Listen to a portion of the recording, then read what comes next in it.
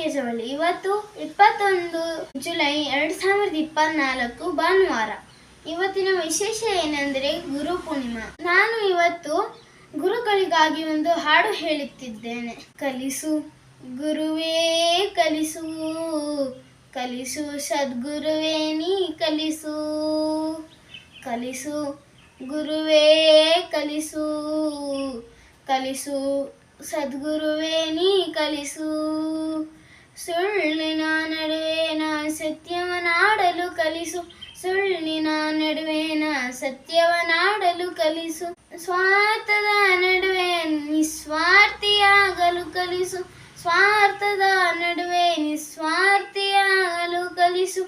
ಅಂಜಿ ನಡೆವರ ನಡುವೆ ಧೀರನಾಗಲು ಕಲಿಸು, ಅಂಜಿ ನಡೆವರ ನಡುವೆ ಧೀರನಾಗಲು ಕಲಿಸು. ದೊರೆಯ ದುಷ್ಟರ ನಡುವೆ ಜಾಣನಾಗಲು ಕಲಿಸು, ಕಲಿಸು ಗುರುವೇ ಕಲಿಸು, ಕಲಿಸು ಸದ್ಗುರುವೇ ನೀ ಕಲಿಸು. ಜೈ ಗುರುದೇವ್.